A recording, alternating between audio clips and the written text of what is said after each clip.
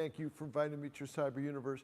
Today, I'm not talking as a Qigong coach or the developer of Freedom One-on-One, but I'm talking now as a martial artist in my karate studio, honoring the legacy of Chuck Norris.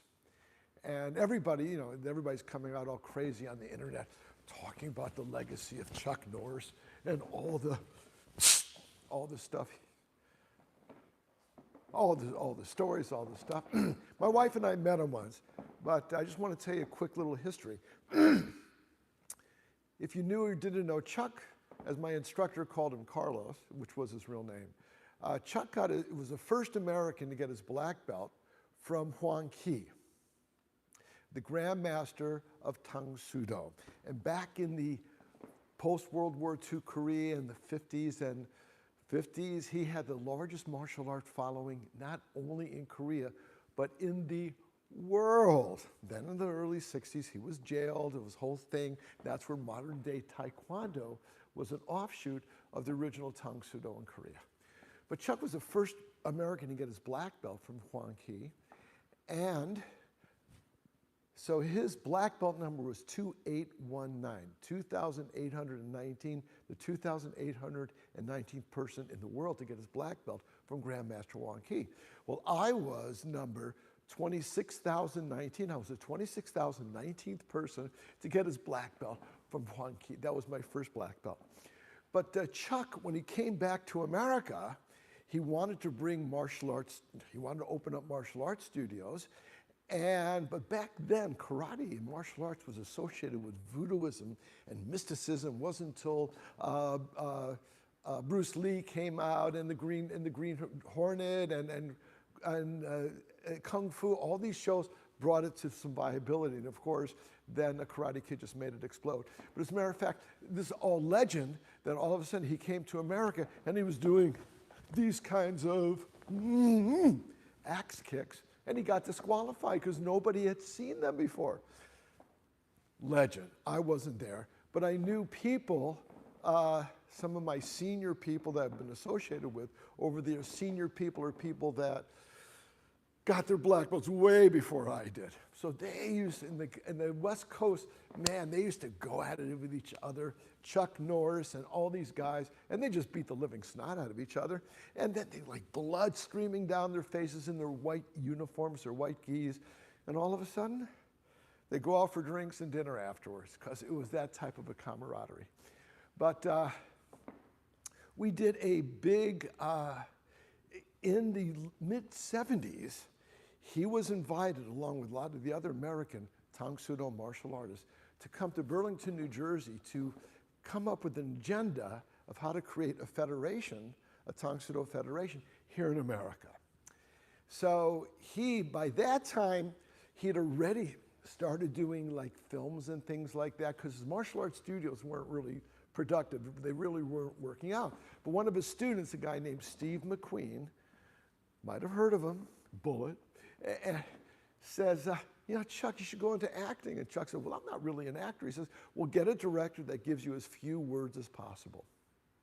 Get a director or a writer that gives you as few words as possible. And that's when he started getting involved, because he wasn't a great actor, but boy, he had a stage presence. Nonetheless, he was one of the people that came to Burlington, New Jersey, and he wanted to be the head of the Technical Advisory Committee in America. The head of the Technical Advisory Committee is basically the head of all of America with a direct liaison to Grandmaster Huang Qi in Korea.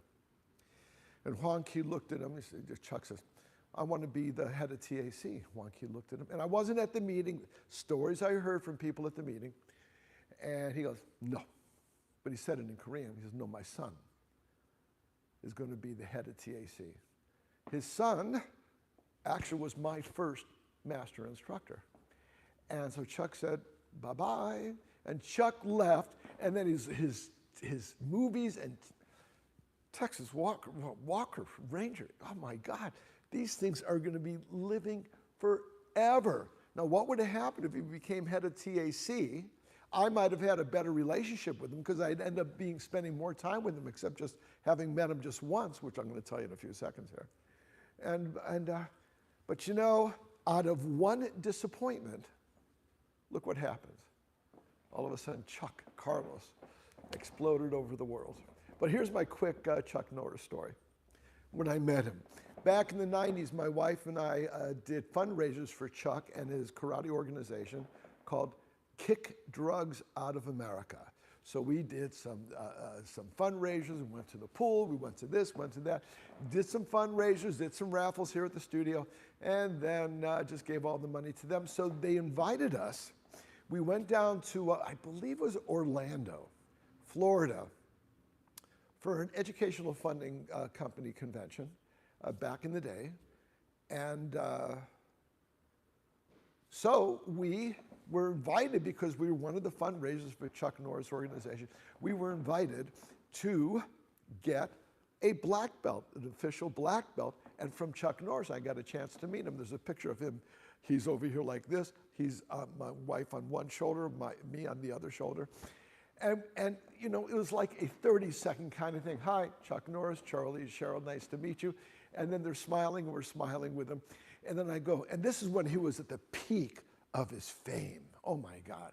And he was the destructor. He could do anything. He had all these kicks, all these wonderful things, Mr. Destructo.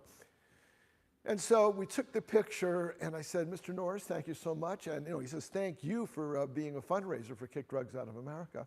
And I said, but I'd like to invite you to my karate studio. And he goes, that is so gracious of you. Why? I looked him in the eye and said, sir, I think your kicks need a little work. Silence.